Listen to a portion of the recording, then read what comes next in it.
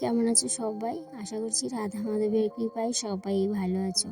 গিন্নিশালা রান্নাঘর ব্লগস থেকে আমি রূপা তোমাদের সবাইকে আবার অনেক অনেক ভালোবাসা ও ওয়েলকাম জানিয়ে আজকে সকালটা শুরু করলাম। গৃহিণী হতে পারলাম কিনা জানি না, তবে হ্যাঁ গৃহিণী তো হয়েছি, আর পারফেক্টভাবে কাজ করতে পারি কিনা সেটাও জানি না, কিন্তু সংসারের প্রত্যেকটা কাজ একটু পরিষ্কার পরিচ্ছন্নভাবে নিজের মতো করতেই ভালোবাসি। সেদিনকে একটা কমেন্ট এসেছে যে আমি যদি এত পরিষ্কার পরিচ্ছন্নভাবে কাজ করি, যদি আমাকে কেউ নোংরা বলে তাহলে আমি কি বলবো। তবে হ্যাঁ দিদিভাই, যে প্রশ্নটা আমাকে করেছে আমি বুঝলাম না যে প্রশ্নটার উত্তরটা আমি কি দেব, কারণ এই প্রশ্নের উত্তর আমার জানা ছিল না। সেই জন্যই বললাম যে পারফেক্টভাবে পরিষ্কার পরিচ্ছন্নভাবে কাজ করতে পারি কিনা জানি না, তবে হ্যাঁ নিজের মতো করেই কাজ করতে ভালোবাসি। সংসারের মায়ায় পড়ে গেছি যে, তাই জন্যই নিজের মতো করে সংসারের কাজগুলো একটু পারফেক্টভাবে করার চেষ্টা করি। তবে আমি কখনোই বলবো না যে আমি পারফেক্টভাবে কাজ করতে পারি, কারণ একটা মানুষ কখনোই পারফেক্ট হতে পারে না।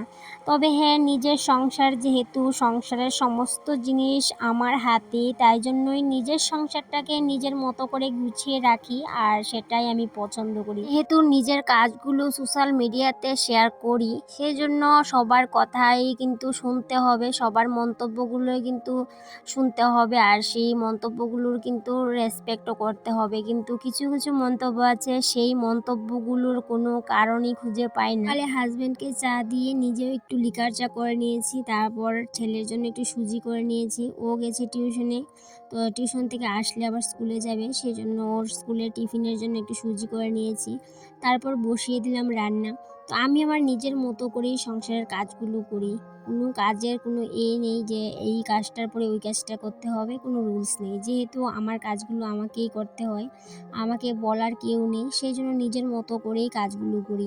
এদিকে রান্নাটা বসিয়ে দিয়ে ভাবলাম যেহেতু আজকে বুধবার, আজকে ঘরটাকে একটু ঝেড়ে নিই। আর মাকড়ের জালগুলো আমি বুঝতে পারি না এত মাকড়ের জাল কি করে যে হয়। ইদানিং দেখছি মাকড়ের জাল ভেঙে আর কুল কিনারা পাওয়া যাচ্ছে না, কারণ আজকে যদি অল্প ভাঙছি কালকে কিন্তু সেটার দ্বিগুণ করে নিচ্ছে। এই চলছে প্রত্যেক দিন। তবে হ্যাঁ প্রত্যেক দিন আমি যেহেতু ওদের সাথে যুদ্ধ করতে পারি না, এই যে দিনক্ষণ দেখতে হয়, যেমন আজকে বুধবার, আজকে ওদের সাথে যুদ্ধ করতে পারবো, কিন্তু কালকে যেহেতু বৃহস্পতিবার, কালকে আর করতে পারবো না, আবার শুক্রবারে করতে পারবো। তো এইভাবে দিনক্ষণ দেখে কিন্তু ওদের সাথে আমার যুদ্ধটা করতে হয়। মানে এত এত মাকড়ের জাল যে কি করে ওরা করতে পারে সেটাই ভাবি, আর মাকড়ের জালগুলোকে ভাঙছিলাম।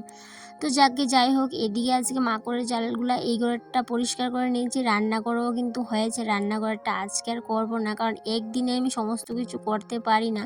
একা হাতের কাজ, তো একা হাতের কাজ যারা যারা আমরা করি আমরাই বুঝতে পারি যে একা হাতের কাজ কতখানি কষ্ট। তবে হ্যাঁ সব গৃহিণীদেরই কিন্তু অনেকটা কষ্ট, সংসারের কাজগুলো করতে তো কষ্ট হবে, তারপরেও কিন্তু আমরা গৃহিণীরা হাসি মুখ নিয়ে সংসারের সমস্ত কাজ করি। আলু সিদ্ধ ভাত খেয়েও যদি সংসারের কাজগুলো করি তারপরেও মুখে হাসি থাকে, কারণ সংসারের কাজগুলো করতে ভালোবাসি। যে প্রত্যেকটা গৃহিণী কিন্তু আমরা সংসারের কাজগুলোকে ভালোবেসেই করার চেষ্টা করি। ভালোবেসে যদি সংসারের কাজগুলো না করি তাহলে সংসারের কাজে মনও থাকবে না, আর সংসারের কাজগুলো সুন্দরভাবে পারফেক্টভাবে করতেও পারবো না, আর করা যায়ও না।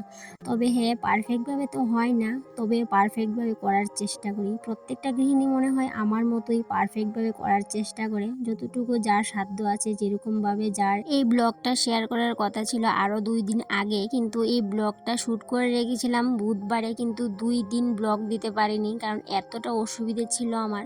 সেই জন্য, কারণ সংসারের কাজগুলো তো আমরা করি, কিন্তু সংসারের কাজগুলোকে যে আবার ক্যামেরা বন্দি করে তোমাদের সাথে প্রেজেন্ট করব, সেই সময়টুকু অনেক সময় হাতে থাকে না। তো মাঝে মধ্যেই কিন্তু ব্লগ মিসিং হয়ে যায়। তবে চেষ্টা করি প্রত্যেক দিনই ব্লগ দেবার, কিন্তু পেরে উঠি না, সংসারের চাপেই বলতে পারো এক প্রকার। যে প্রত্যেক দিন গুছিয়ে গাছিয়ে কাজ করি, সেই কাজগুলো যে প্রত্যেক দিন এলোমেলো হয় না সেরকম না কিন্তু, কারণ প্রত্যেক দিনই গুছিয়ে কাজ করা হয় আর প্রত্যেক দিনই এলোমেলো হয়, আর সেগুলো আবার প্রত্যেক দিন রুটিন মাফিক আবার গুছানো, সেটাই আমাদের কাজ। তবে হ্যাঁ সেই কাজগুলোকে যদি একটু ভালোবেসে করি সেগুলো কিন্তু আর ওই কষ্ট হয় না অতটাও। সংসারের প্রত্যেকটা কাজ ছেড়ে আবার সংসারটাকে গুছিয়ে সুন্দর মতো করে নিজের মতো করে রাখা, সেটাও কিন্তু একটা আর্টিস্ট বলতে পারো, কারণ আমরা গৃহিণীরা সবাই কিন্তু আর্টিস্ট। আমরাও যে আর্টিস্ট এ এটা পুরুষ লোকেরা একদমই মানতে রাজি না, কারণ ওরা কিন্তু সবসময় ওদের কাজটাকেই বড় ভাবে, আর আমাদের সংসারের কাজগুলোকে একদমই ওরা বড় ভাবে না।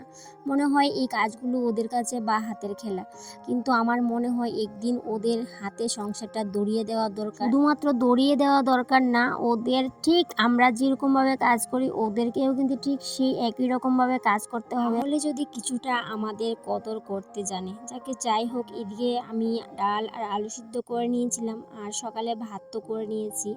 তো আজকে দুপুরের রান্না কিন্তু বেশি কিছু করব না। আর কালকে যে ডালের বড়া করেছিলাম সেখান থেকে একটু রেখে দিয়েছিলাম ফ্রিজে, তো সেখান থেকে একটু বের করে নিয়েছি আর কয়েকটা ডালের বড়া করে নিচ্ছি।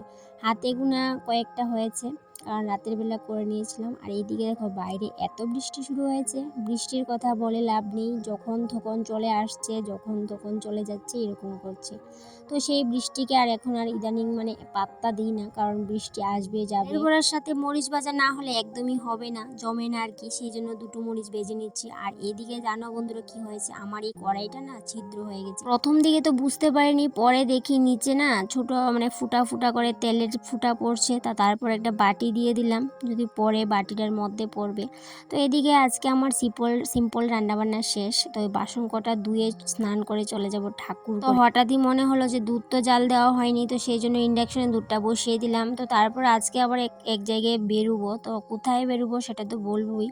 তো তাই জন্য অনেকটাই তাড়াহুড়ো করে কাজগুলো করছিলাম, কারণ আমি 1:30টার সাথে সাথেই কিন্তু বাড়ি থেকে বেরিয়ে যাব, কারণ হাজব্যান্ড বাড়িতে 1:30টার সময় আসবে, তো ওর সাথেই বেরিয়ে যাব। তাহলে আর আমার কিন্তু 10 টাকাও খরচ হবে না, কারণ আমবাসার যেতে 10 টাকা খরচ হয়। তো সেই 10 টাকা বাঁচানোর জন্য অনেক প্রাণপণ চেষ্টাই বলতে পারো আজকে, মানে দৌড়ে দৌড়ে সংসারের সব কটা কাজ করলাম।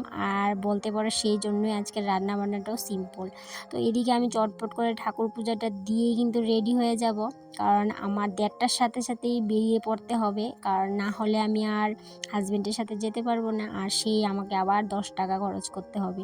এদিকে স্নান করে ঠাকুর ঘর পরিষ্কার করে ফুল তুলে নিচ্ছি, প্রায় 1টা বেজে যাচ্ছে, সেই জন্যই কিন্তু একটু তাড়াহুড়োই করছিলাম। তবে হ্যাঁ, ঠাকুর ঘরে গিয়ে এত তাড়াহুড়ো করে কিন্তু পুজো দিতে আমার একদমই ভালো লাগে না, তাই জন্য নিজের মতো করে একটু ঠাকুর করে পুজো করতে ভালোবাসি। একটু অগুছালো বা একটু নোংরাভাবে পরিষ্কার পরিচ্ছন্ন না করে ঠাকুর ঘরে গিয়ে পুজো দেওয়াটা আমার একদমই পছন্দ না। তো রান্নাঘরের কাজ দরকার হলে আমি একটা কম করব, কিন্তু ঠাকুর ঘরের কাজগুলো আমার না একটু সুন্দরভাবে করতেই ভালো লাগে, কারণ ঠাকুরকে নোংরাভাবে পুজো দেওয়াটা সেটা আমার একদমই পছন্দ না। এদিকে ঠাকুর বাসনগুলো মেজে নিচ্ছে, আর আমাদের উঠানের অবস্থাটা এতটা খারাপ হয়ে আছে, সেটা আর তোমাদের কাছে শেয়ার করা, তোমাদের সামনে তুলে ধরা আমার একদমই সাহস নেই, কারণ এতটা অবস্থা খারাপ হয়ে আছে যে কিছুদিন আগে তো তোমাদের কাছে শেয়ার করেছিলাম যে উঠানে জল জমেছিল, মানে এমন খারাপ অবস্থা হয়ে আছে। এখন কিন্তু আমাকে আর ওই প্রত্যেকদিন উঠানো ঝাড় দিতে হয় না। ঠাকুর ঘরে গিয়ে দেখি ঠাকুরের কাপড়গুলো এলোমেলো হয়ে আছে, তো সেগুলোকে পুজো দেওয়ার আগে ভাঁজ করে নিলাম, তারপরে পুজোর জোগাড়জান্তি করলাম, পুজোটা দিয়ে রেডি হয়ে কিন্তু বেরিয়েও পড়লাম।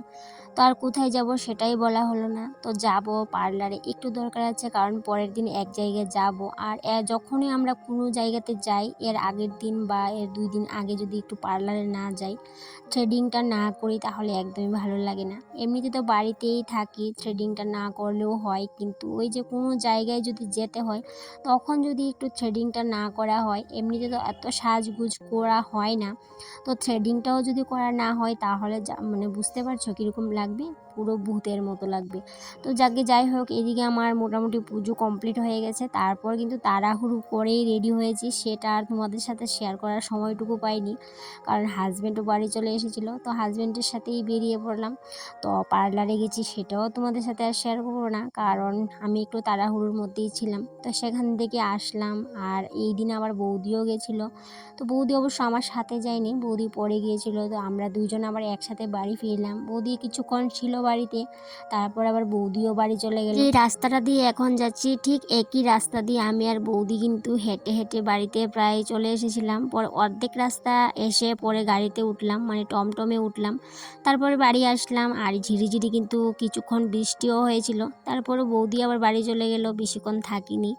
তারপর এইদিকে বিকেলের কাজগুলো সারলাম। আর এইদিকে আজকে যেহেতু সিম্পল রান্নাবান্না হয়েছে দুপুরবেলা, আজকে রাত্রে কিছু আনবে, তো কী যে আনবে আমি এখনও বলতে পারি না। পরে যেদিন রান্নাবান্নাটা সিম্পল হয় সেই দিন কিন্তু হাজব্যান্ড কোনো কিছু নিয়ে আসবেই বাড়িতে, তো অনেক সময় কি হয়, ফ্রিজে সবজি থাকে আমি রান্না করি না, তারপরে সিম্পল রান্নাবান্না করার পর ও ভাবে যে ঘরে কিছু নেই হয়তো, সেই জন্য সিম্পল রান্নাবান্না করেছি। তো সেই দিনকেই কিন্তু রাতের বেলা মাছ মাংস বা যে কোনো কিছু একটা আনা হয়। তো আজকেও কিন্তু ফ্রিজে ছিল সবজি, তো আমি রান্না করে নিই ইচ্ছে করেই। আর এদিকে তাই জন্য রাতের বেলা মাছ আর মাছের ডিম, তো সমস্ত কিছু ধুয়ে কেটে হলুদ টলুদ মাখিয়ে নিয়েছি। এদিকে মাছ ভাজা করব আর এদিকে মাছের ডিমটা করব। আর এদিকে হাজব্যান্ড দেখো বাঁশকুড়ুল বসিয়েছে, এই যে কী জানি বানাবে আমি নিজেও জানি না। তো সেটাই তোমাদের সাথে একটু শেয়ার করলাম বন্ধুরা। আর এদিকে আমার রান্না বান্না মোটামুটি শেষ, এখন কিন্তু খাওয়াতে বসে পড়বো। এই যে বাঁশকুড়ুল সিদ্ধ, মাছের ডিম, মাছ ভাজা, ব্যাস এইটুকু। ডিনার করতে করতে আজকে তোমাদের কাছ থেকে বিদায় নিয়ে নিচ্ছি বন্ধুরা। আবারও দেখা হবে পরবর্তী কোনো একটা ব্লগে। ততক্ষণে তোমরা ভালো থেকো, সুস্থ থেকো আর এইভাবেই আমার পাশে থেকো। টাটা।